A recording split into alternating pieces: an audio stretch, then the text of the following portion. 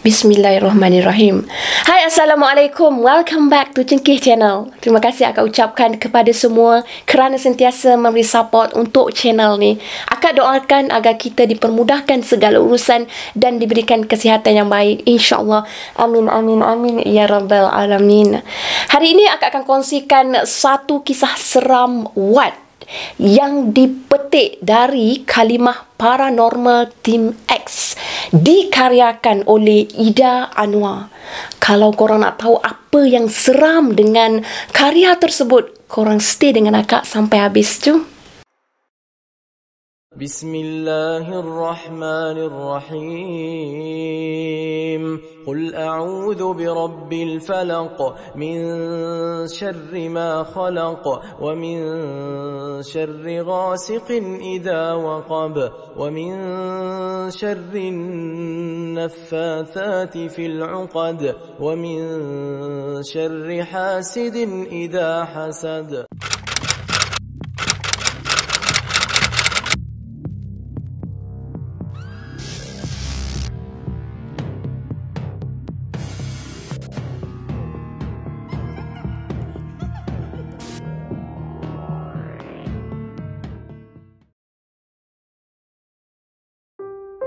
Kisah seram pada kali ini berlaku kepada sepasang suami isteri yang dikenali sebagai Johan dan Salina.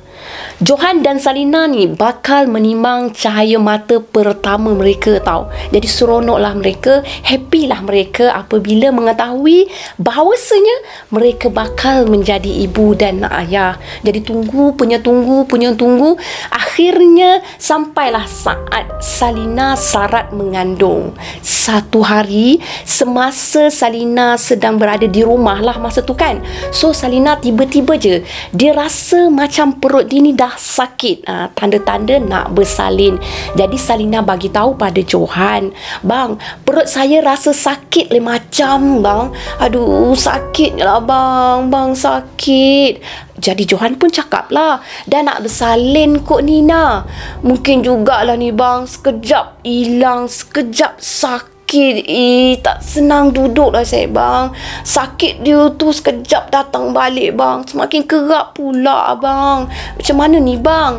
Jom abang hantar pergi hospital." Jadi Johan pun memimpin tangan Salina ke kereta. Mujulah segala persiapan bagi menyambut kelahiran bayinya sudah siap dalam kereta. Jadi perlahan-lahanlah Johan mula memandu keretanya menuju ke hospital.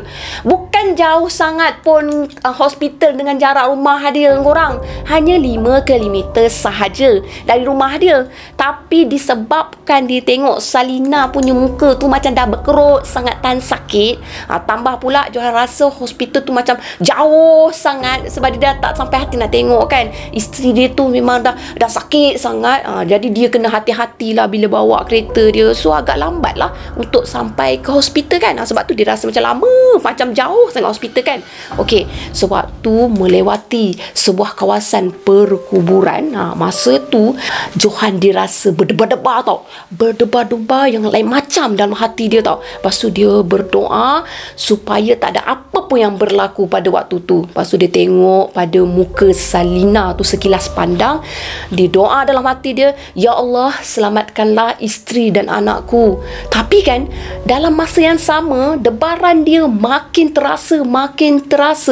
Seolah-olah macam ada sesuatu yang bakal dilalui dekat situ tau. Okey, betul korang.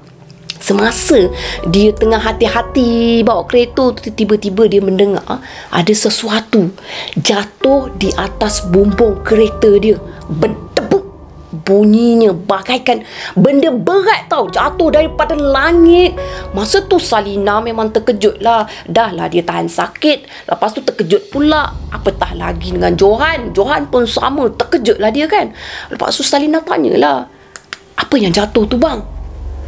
Johan pun jawab, "Tak lah, nanti sampai hospital baru abang tengok." Tak nak lah abang berhenti malam-malam dekat sini. Burung aja tu kot. Rasa abang burung je. Jangan risaulah. Jangan risaulah ya. Dia nak sedapkan hati Salina tau. Lepas tu dia cakap dekat Salina lagi, sabar Ina, sabar, kejap lagi kita sampai ya. Macam tu dia pujuk lagi Salina ni. Lepas tu sebaik saja mereka sampai dekat wad bersalin. Masa tu Johan dia menunggu Salina menjalani pemeriksaan. Ada beberapa orang menunggu dekat luar bersama dengan dia tau. Pastinya mereka pun sama juga, sedang menunggu isteri dia bertarung nyawa untuk melahirkan anak mereka. Jadi pandang sana, pandang sini, tengok orang apa semua. Johan dia tetap juga gelisah. Lama pula Salina ni dalam bilik pemeriksaan. Lepas tu kan datang seseorang bagi tahu pada Johan ni, isteri tuan akan kami bawa ke labor room sekarang. Sudah ada bukaan 5 cm. InsyaAllah subuh nanti pasti isteri tuan bersalin. Tuan boleh ikut kami ke labor room kalau tuan mahu. Macam itulah ditanyakan. So Johan pun ikutlah nurse tu ke labor room. Nurse yang cakap tu memang dia dah berjanji dengan Salina ni, dia nak temankan Salina ni sampai Salina melahirkan anak mereka. Takkanlah dia nak mungkin janji kan. Jadi dia tak nak biarkan Salina ni sendirian. Dia tak sampai pun waktu subuh, Salina dah selamat bersalin anak mereka. Jadi sekitar pukul 3 lebih kurang macam tu, keadaannya macam dah lancar apa semua. Memang dia pun tak sangka. Alhamdulillah, syukur korang, memang dipermudahkan segala urusan. Macam itulah, sebaik sahaja semua urusan dah selesai, Salina memanggil Johan dalam lebih kurang pukul 5 pagi. Dia nak ke bilik air. So dia minta Johan temankan dia. Memandangkan dia masih lagi lemah, Johan pun temankanlah dia untuk memudahkan dia menjaga Salina. Awal-awal lagi dia memang dah tempah bilik persendirian untuk stay dengan Salina, dengan baby dia tu, untuk selesa lah kan. Macam tu lah. Jadi Salina ni dia minta Johan ni duduk je kat luar, tak payah ikut dia sampai bilik air, sebab dia nak mandi, dia nak bersihkan diri. Lepas tu dia nak buat air, lagi banyak benda dia nak buat kan. Dalam bilik air tu, Salina sempat memandang cermin yang disediakan tau. Sekilas pandang je dia tengok. Tak teringin pun dia nak tengok lama-lama muka dia kat cermin tu dalam keadaan kesakitan. Perempuan dalam pantang manalah cantik. Getus hati kecil dia tahu. Tapi usai je dia membersihkan diri dia, sekali lagi Salina memandang cermin. Kali ni agak lama sikit. Sempat dia sikat rambut dia, disanggul rambut dia tinggi. Lepas tu dia tengok kan. Masa tu dekat cermin tu dia ada satu image tau. Image yang tiba-tiba je melalui cermin tu. Dia macam image yang sepintas selalu tau. Tapi dia nampak image tu memang jelas. Dia berwarna putih, laju melintasi belakang dia, meremang bulu roma Salina. Apa benda lah yang melintas tu? Salina pandang setiap sudut. Dia tengok sana, dia tengok sini. Memang tak ada apa pun yang dia nampak selepas tu tau. Apatah lagi burung atau binatang yang boleh masuk dalam bilik air dia ni. Sebab bilik air dia tertutup rapat. Jadi bila dah agak gemetar, cepat-cepat dia keluar mendapatkan Johan. Pada masa tu dia dah mula rasa meremang. Jadi Johan pun tanya, "Kenapa ni? Cubalah perlahan-lahan sikit berjalan tu. Ini kan tak macam dikejar hantu pula." Tegur Johan. Johan tak tahu apa yang berlaku kat dalam tu. Dia tegur macam tu pula. Dia Salina dia tak nak jelaskan kan. So dia cakap, "Tak ada apalah bang. Baby okey tak?" Salina meninjau bayi dia. Dia nak tengok bayi dia. Alhamdulillah, bayi dia nyenyak je tidur kat situ. Syukur Alhamdulillah. Lepas tu Salina cakap, nurse bagi tahu petang esok kalau baby dia okey, dia pun okey, kuning baby dia pun okey, so mereka boleh balik rumah. Jadi dia minta agar Johan ni hantar dia ke rumah mak dia. Dia nak berpantang dulu dekat rumah mak dia. Jadi dia tanyalah pada Johan, "Bang, boleh tak esok bila saya dah boleh balik, abang hantar je saya dekat rumah mak saya? Boleh tak kalau saya nak pantang rumah mak saya?"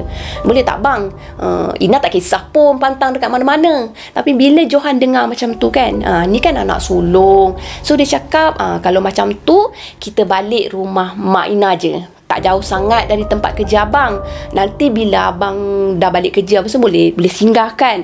So dalam 2 minggu Ina stay dekat rumah mak Ina. Lepas tu rumah abang pula, macam tu. So dapatlah bergila-gila masing-masing jaga cucu sulung bagi Ina dengan Johan ya, macam itulah. Seperti yang dimaklumkan, petang tu Ina pun bolehlah keluar dari wad. Johan pun terus saja menghantar Ina pulang ke rumah mak mertuanya. Lepas tu dia turut bersama Salina lah. Sementara masa tu kan dia masih lagi bercuti.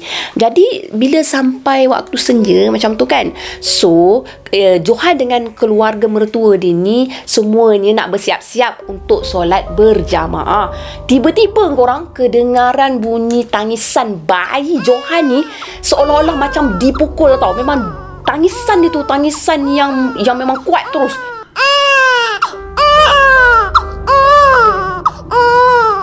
Jadi Johan pun berlari pergi mendapatkan bayi dia. Dia nak tengok keadaan bayi dia. Masa tu Johan terkejut tau, bila dia tengok Salina terkaku di atas katil dengan mata yang terbiak ke atas. Seolah-olah Salina tu sedang mengalami ketakutan tau. Jadi Johan tak ada pilihan.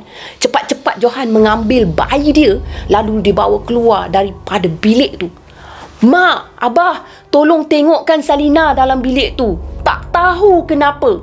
Bergegas mak dan ayah Salina masuk ke dalam bilik mereka.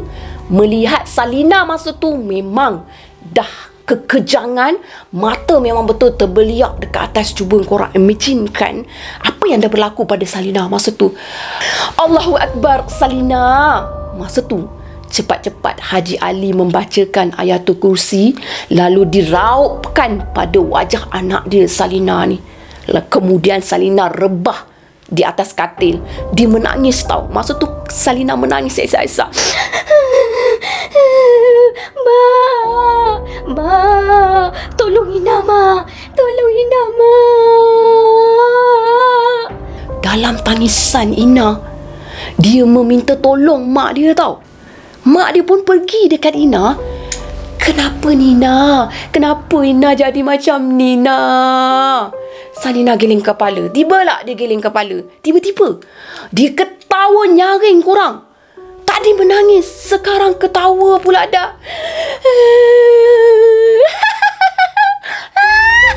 Macam tu. Lepas tu mak kepada Salina bagi tahu kepada Johan.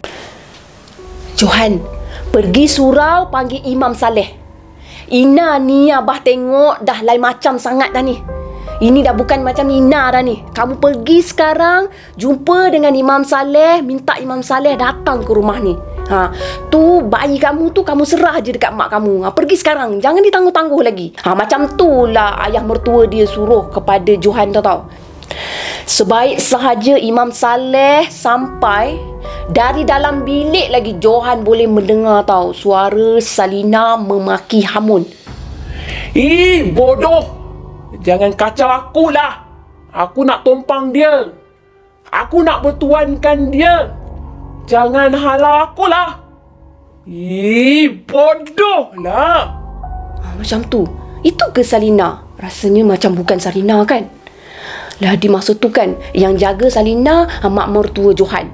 Mak mertua Johan dibisikkan kepada Johan tau. Dari tadi lagi Salina merepek Johan.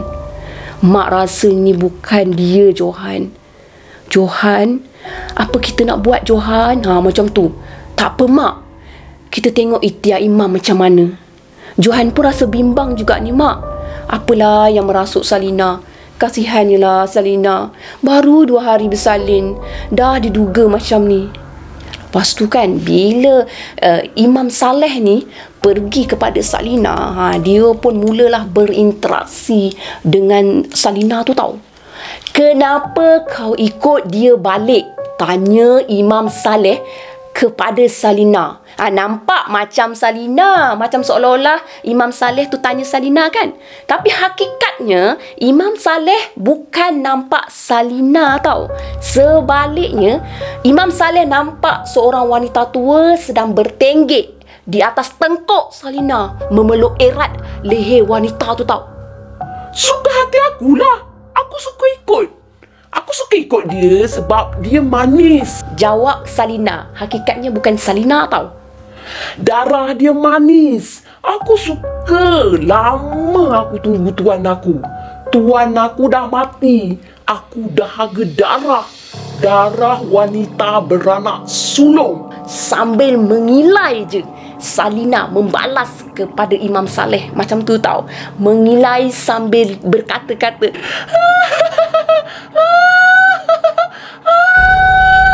suka aku lah. Kemudian Imam Saleh dia tak nak layan syaitan yang sedang bertenggek atas tengkuk Salina. Dia membacakan ayat-ayat ruqyah. Terjerit-jerit Salina sambil menyumpah seranah, macam-macam sumpah dia bagi, sehinggalah dia keletihan. Sehingga ke tengah malam keadaan Salina berangsur pulih. Imam Saleh masa tu dia bimbang tau.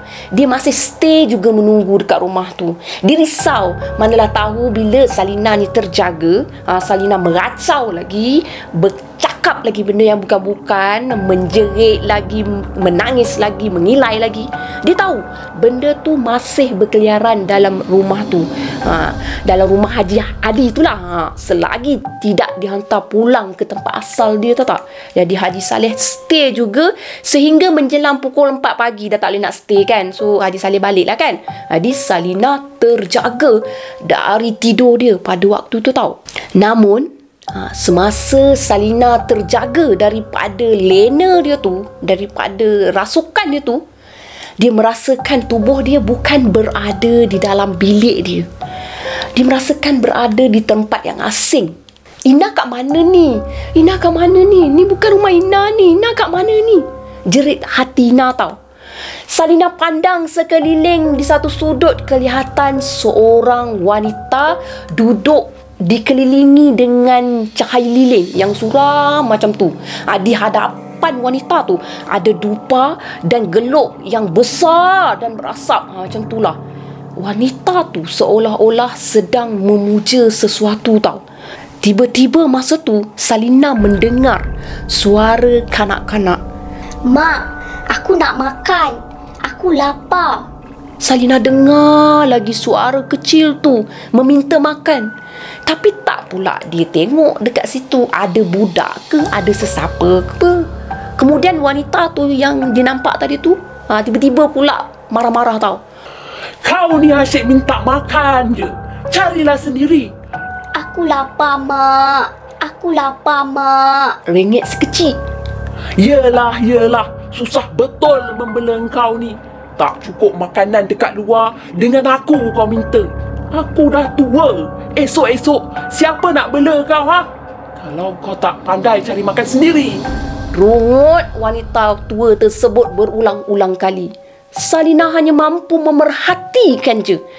Dia melihat sebiji telur ayam dalam pinggan putih yang dah pecah tau. Masa ni memang seram. Wanita tua tu dia menghiris hujung jari dia dengan sebilah pisau tau. Lalu lajulah darah menitik jatuh di atas telur tu. Selepas tu dengan tak semena-mena Salina melihat lidah panjang tanpa jasad terjulur lalu menghirup telur dan darah dalam pinggan tau. Macam tu tau. Jadi Salina dia merasa terkejut. Mau tak terkejut, dah lah keadaan dia lemah. Salina pun terjerit lah bila dia sedar dia tengok perkara tersebut. Di luar, Johan yang baru hendak terlena, terdengar suara Salina semakin menjerit yang agak kuat. Lepas tu kuat dan kuat. Johan pun bergegas dia mendapatkan isteri dia. Salina dia tak sedar lagi bahawasanya dia memang masih dalam bilik dia. Cuma tak tahulah macam mana dia boleh berada dalam satu mimpi dalam bilik perempuan tua tadi tau. Jadi bila Johan masuk bilik, dia tengok keadaan Salina memang dah tak sedar diri dah. Memang rambut dia yang bersanggul rapi dah terburai katanya. Mata hitam dia terbeliak ke atas apa semua. Lepas tu ailio dia berjejeran macam tu lah dekat tepi-tepi bibir dia kan. Confirm Salina ni dah kembali dirasuk tau. Bisik hati Johan. Jadi Johan pun semakin bimbang. Imam Saleh dah balik. Haji Ali datang, dia cuba menenangkan Salina. Kenapalah nasib anak aku jadi macam ni? Bimbang betul Haji Ali nak berkasar dengan anak dia. Yelah, kalau dia fikirkan itu bukan anak dia tau. Dia cuba untuk berkasar, tapi dia rasa macam Risau je nak berkasar sebab anak dia dalam pantang. Apa yang mampu dia buat? Dia memang tak terdaya, memang tak mampu nak buat apa pada masa tu. Dia hanya mampu membacakan ayat-ayat yang dia tahu je. Tak henti-henti. Haji Ali dan Johan membacakan Yasin hingga ke subuh hari untuk memastikan Salina ni memang tak terasuk lagi pada masa tu. Alhamdulillah, keadaan semakin pulih sehingga pagi. Tapi keadaan badan Salina masa tu, of course, dia sangat lemah. Namun Johan dan Haji Ali terfikir-fikir tahu apa yang patut mereka lakukan. Nak biarkan ke perkara ni macam ni? Kemungkinan kejadian ni akan berulang. Jadi dia berpakat dengan menantu dia untuk bawa Salina ni pergi bertemu dengan seorang ustaz yang juga merupakan pengamal perubatan Islam. Dekat sanalah barulah dia tahu apa sebenarnya yang berlaku. Kenapa Salina tu jadi macam tu. Jadi bila dia dah jumpa dengan ustaz di pengamal perubatan tu, jadi ustaz tu pun dia rukiahkan kepada Salina ni. Lepas tu dia pun berbicara lagi dengan Salina ni sebab ustaz tu memang dia dah dapat rasakan ada sesuatu yang mengikuti pada Salina ni tau. Masa tu dia tanya pada Salina, "Kau datang dari mana?